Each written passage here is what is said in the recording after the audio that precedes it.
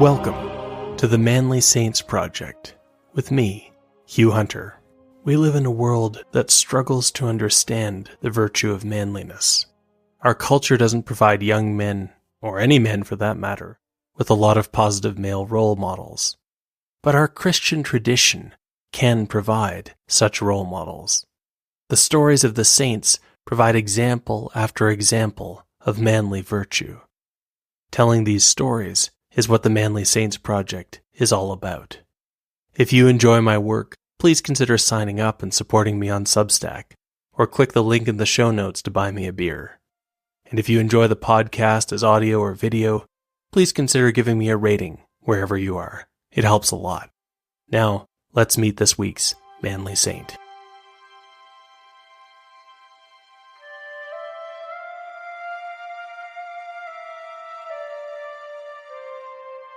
Join me today to meet a saint who refused the call, or at least tried to. Name: St. Thomas the Apostle, Doubting Thomas. Life: died around 72 AD. Status: saint. Feast: July 3rd, December 21st. In 1453, the cannons of the Ottoman Turks finally brought down the walls of Constantinople. But like all great catastrophes, the fall of the Eastern Roman Empire changed the world in ways that no one could have predicted. It forced Europeans to sail around the area claimed by the Ottoman Empire. And when they did, they began to rediscover things they had once known, but long ago forgotten. To the west, as it turned out, were the forgotten continents of North and South America.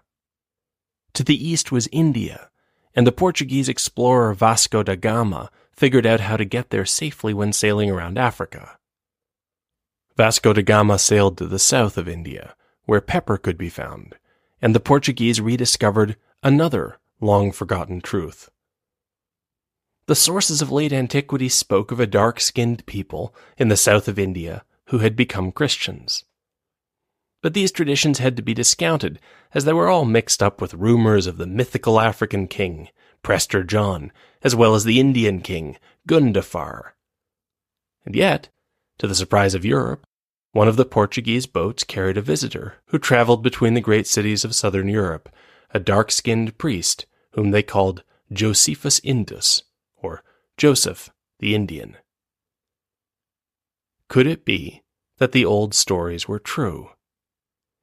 The oldest story gives the credit for the evangelization of India to one reluctant man, Thomas the Apostle, aka Doubting Thomas. Even in the Gospels, Thomas is a puzzling character. Thomas means twin. Like many Jews, Thomas employed a Greek name to make it easier to deal with Gentiles, but his Greek name is just another version of the word for twin, Didymus. Did Thomas's parents have twins and give one child a real name and call the other one Twin? Many people have thought that Thomas was more of a nickname than a name.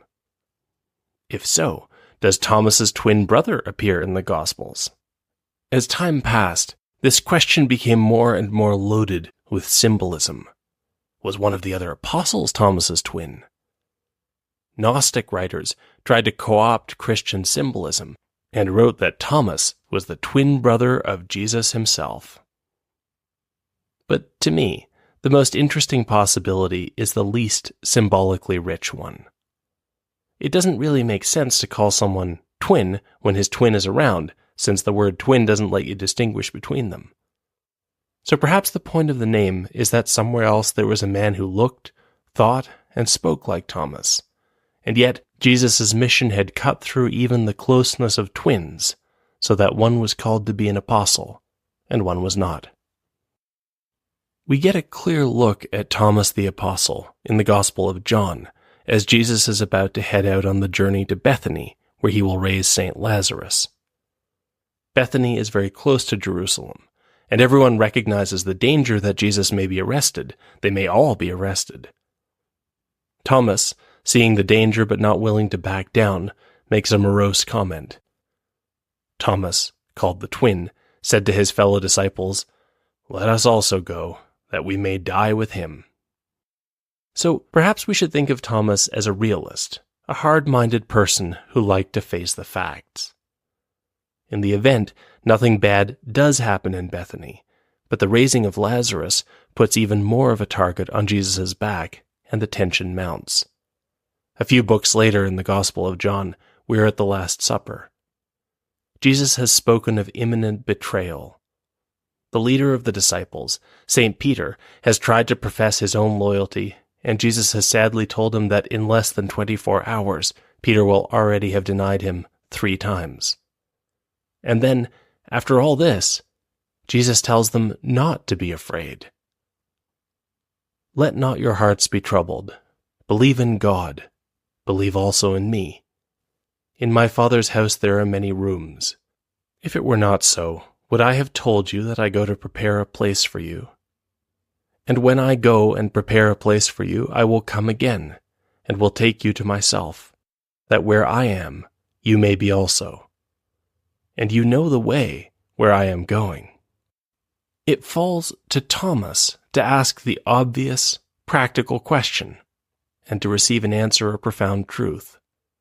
Thomas said to him, "Lord, we do not know where you are going. How can we know the way?" Jesus said to him, "I am the way, and the truth, and the life. No one comes to the Father but by me." Long before Thomas has really absorbed the answer, Jesus goes to the Garden of Gethsemane to pray, and when the authorities finally come, Thomas abandons his Lord along with everyone else.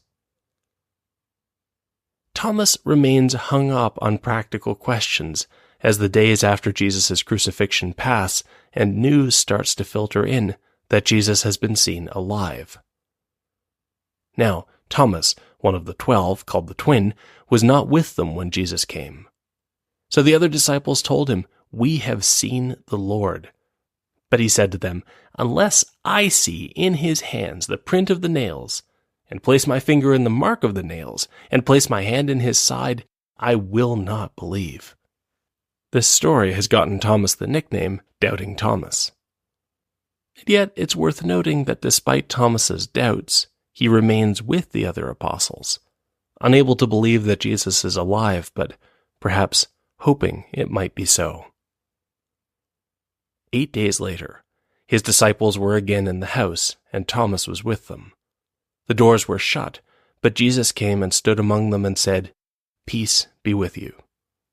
Then he said to Thomas, "Put your finger here, and see my hands, and put out your hand and place it in my side. Do not be faithless, but believing." Thomas answered him, "My Lord and my God." Jesus said to him, "Have you believed because you have seen me? Blessed are those who have not seen, and yet believe." And so it was that Thomas passed into history as the overly practical apostle, Doubting Thomas. Now, with his faith renewed, he was identified in Acts as one of the first leaders of the church. There was already much to be done. According to the historian Eusebius, it fell to Thomas to reply to the king of Edessa, modern Urfa in Turkey. Apparently, the king had once been a mighty warrior, but had grown sick and frail. He had heard of Jesus and had sent a messenger to ask for help. Jesus had told the messenger to wait. Now, Thomas organized the mission to Edessa, sending someone to heal the king and baptize him as well. Why was Thomas specifically in charge of the situation at Edessa? An old tradition repeated by many early sources has it that the apostles gathered together to work out how to do what Jesus had told them to do, namely, to go and make disciples of all the nations. Presumably, the way to do this was to head out from Judea in different directions to cover as much as possible of the known world. As the leader, Peter went west, following a complex route that would take him to the central point of Rome. In one version of the story, the other apostles drew lots to decide who would go where. The apostle John drew the route north from Judea toward modern Turkey. Andrew would go northwest toward modern Ukraine into the steppes of the Scythians. The story of Thomas's assignment is dramatized in one of our early sources, the strange apocryphal text called the Acts of Thomas. It's a patchwork, internally inconsistent, because the versions we have combine later Gnostic additions tacked onto what seems to be an early document. Even so, generations of Catholic scholars have examined the Acts in the belief that it contains valuable insights. In the story, the ever-practical Thomas draws the worst possible assignment. He is supposed to head east, through the Parthian Empire, Media, Hyrcania, Bactria, and finally, beyond that into India. In modern terms, his modest assignment included roughly Iran, Afghanistan, Pakistan, and India. In the Acts of Thomas, Thomas realizes that he can't do this job. Where would he even begin? True, a few decades earlier, the Greek captain Hippolus had figured out how to use the monsoon season to sail to India. But this was not the sort of wild adventure for a practical man like Thomas.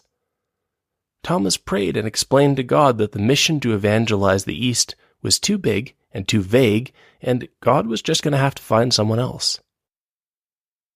Shortly afterward, Thomas was abducted. He was walking through a market when men he had never seen grabbed him and bundled him away. The men said he was now a slave. The mystery abductors brought Thomas to a merchant caravan, and before he could do anything to explain that they had the wrong man, it was already on the move. In the story, Thomas slowly figured out what had happened. The merchant in charge of the caravan, he learned, had been searching the land for a skilled architect and builder. The merchant wasn't looking on his own behalf. He had been sent by the great King Gundafar, who demanded a palace to suit his glory. The search for an architect had led the merchant to a market in Roman Judea. And as he had been surveying the people there, a man had approached him who turned out to have exactly the right sort of slave to sell. The mysterious man claimed to be Thomas's master, and the merchant had been delighted to finally find someone who could build King Gundafar's palace. When the merchant described the man, it sounded to Thomas as though he was describing Jesus. King Gundafar, as it turned out, lived in the north of India, near Peshawar in modern Pakistan. Thomas had turned down the impossible mission to evangelize India. Now, he realized that he had been given a second impossible task on top of it, namely to build a palace for this King Gundafar. But this time, instead of saying no, Thomas simply prayed, "Thy will be done." The Acts of Thomas bring Thomas and the merchant through several adventures before they arrive at the court of King Gundafar. By now, Thomas had thought about the task before him. He told Gundafar that he could build him a palace. He described a palace of surpassing beauty. Not willing to give the job to just anyone, the king asked Thomas to sketch out what he had in mind. And the apostle took a reed and drew, measuring the place, and the doors he set toward the sun rising to look toward the light, and the windows toward the west to the breezes, and the bakehouse he appointed to be toward the south, and the aqueduct for the service toward the north. And the king saw it and said to the apostle, "Verily thou art a craftsman, and it befitteth thee to be a servant of kings." And he left much money with him, and departed from him.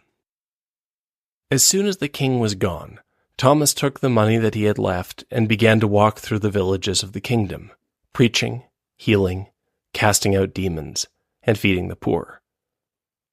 After a time, all the money had been given away. The king sent a messenger to check in, and Thomas explained that he was mostly done but needed to build the roof. The king supplied another infusion of cash, and once again, Thomas spent the money on the poor. Finally, the time had come, and the king, excited to see how things had turned out, demanded to see the palace he had paid for. Thomas calmly explained that it had been built, but it wasn't the sort of palace that the king could easily visit. In fact, it was not the sort of palace a man could see while he was still alive. In the story, the king explodes in rage. He throws the cheerful Thomas and the merchant who brought him into prison. The king makes inquiries and learns that Thomas has taken all his money and spent it on the dregs of his kingdom. The money is completely gone. And then, just as it seems things can't get worse for Gundafar, he learns that his sick brother has just died. That night, the king decides that Thomas will pay for it, for all of it, and sits up trying to devise the most cruel punishment he can. He's going to burn Thomas alive. No, wait, that would be too easy, Gundafar decides. First, he's going to skin Thomas, and then he will burn Thomas alive. King Gundafar has finally settled on his plan when, in the early morning, he receives word that his brother is not dead, but rather had what today we would call a near-death experience. King Gundafar hurries over to see his brother. To his shock, all his brother wants to talk about is the palace that Thomas has built. If Gundafar doesn't want it, the brother asks, may he have it? Or may he live in some small part of it? In the afterlife, the brother explains, he has seen some of the rooms that Jesus describes, but none so beautiful as the palace built by Thomas, constructed from a holy life of faith and good works. And so a humbled King Gundafar summons Thomas and the merchant from prison and asks the apostle to forgive him and pray for him and teach him and his brother how they too may construct such palaces and prepare for their own deaths. It's a beautiful story.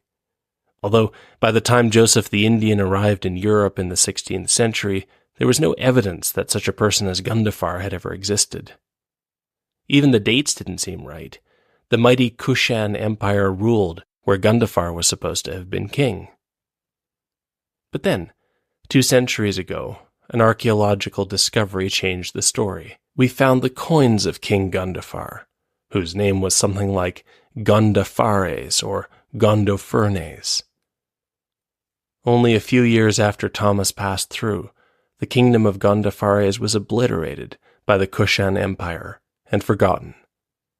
History does not tell how many palaces were built before that time. By then, Thomas had moved on, moving through India. After the initial portion, the acts of Thomas become more obviously strange, and shot through with the Gnostic suggestion that Thomas was Jesus' twin, which would make the earlier story about how Thomas was abducted in the marketplace incoherent. What does seem to be true is that Thomas moved through India, heading south. He may have gone beyond India.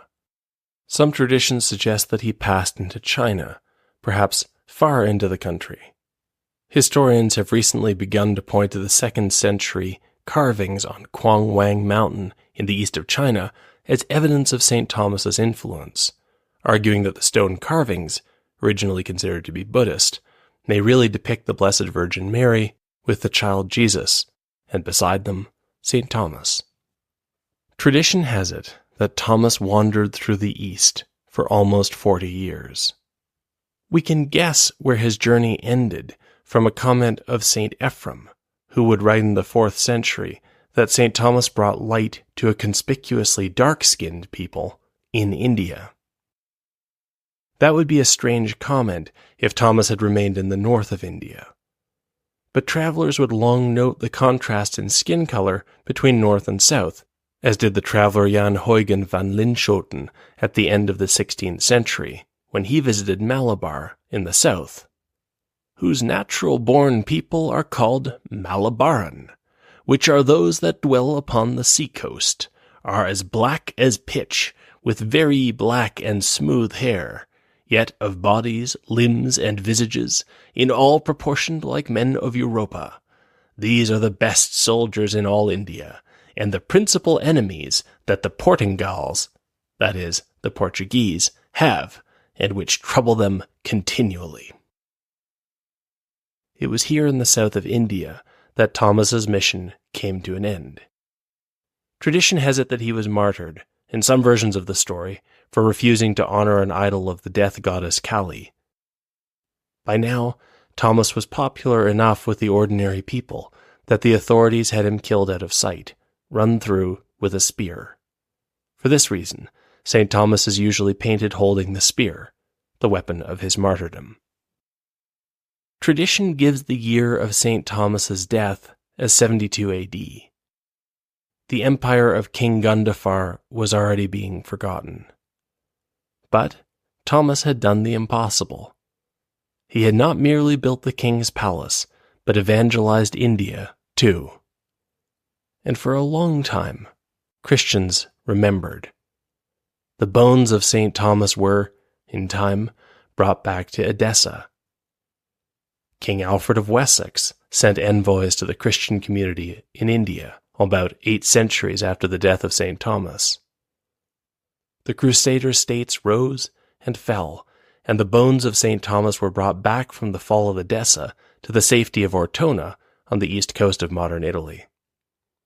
As the Middle Ages rolled on, Marco Polo met with the Christians of India on his travels.